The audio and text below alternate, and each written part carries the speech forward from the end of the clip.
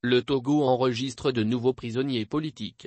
Cette situation qui intervient en pleine période du passage du Togo à l'examen périodique universel, EPU, dénote de l'enracinement des pratiques antidémocratiques et de la culture de la violation des droits de l'homme dans le pays. Dans la nuit du jeudi 27 au vendredi 28 janvier 2022, M. Sebabege Fetchasanti Nouridine, trésorier adjoint du Parti national panafricain, PNP, M. Alpha Ibrahim, togolais résident à Hambourg en Allemagne en séjour à Lomé, avec d'autres citoyens, ont été enlevés par des forces de sécurité et emmenés à une destination inconnue. Cette déclaration signée du secrétaire général du Parti national panafricain, PNP, Dr Kossissama date du vendredi 28 janvier 2022. Pour une énième fois, le parti de Tikpi Hatchadam dénonce et condamne le harcèlement soutenu d'État dont il est victime ainsi que ses militants et sympathisants depuis sa création. Il exige aussi la libération immédiate et sans condition de toutes les personnes enlevées, ainsi que la libération de tous les prisonniers politiques.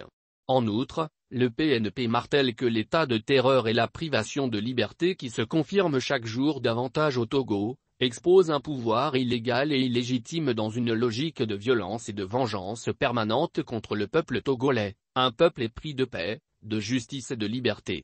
L'arrestation d'adversaires politiques n'est pas une première au Togo. Depuis des décennies, les Togolais sont régulièrement inquiétés pour leur appartenance politique ou pour avoir exprimé des points de vue qui ne caressent pas le régime cinquantenaire d'Eknassembé dans le sens du poil. Déjà une centaine de prisonniers politiques ont été recensés par les organisations de défense des droits de l'homme.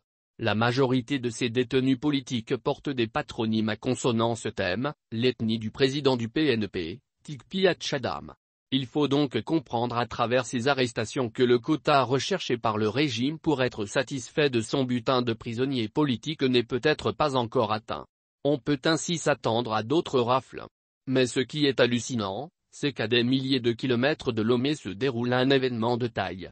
Depuis le 24 janvier 2022, le Togo prend part à la 40e session de l'examen périodique universel, EPU. Un exercice destiné à évaluer les pays en fonction de leur situation des droits de l'homme. À cette occasion, le Togo a été indexé pour différentes violations des droits de ses citoyens. Le vendredi, alors que la délégation togolaise à Genève recueille les 224 recommandations formulées par les pays examinateurs, des adversaires politiques sont encore arrêtés. Pourtant, dès la journée du lundi 24 janvier 2022, une première série de recommandations a été formulée.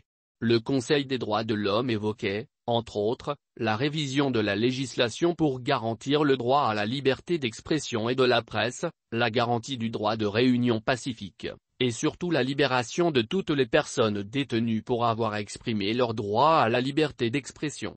Sans avoir pris la peine de finir avec les PU, le régime relance la machine de la répression contre les adversaires politiques. Sous d'autres cieux, ce comportement digne d'un État qui n'a aucune considération pour les institutions internationales aurait étonné. Mais étant au Togo, la surprise n'est pas de mise, puisque ce n'est pas la première fois que de telles actions de défiance sont posées.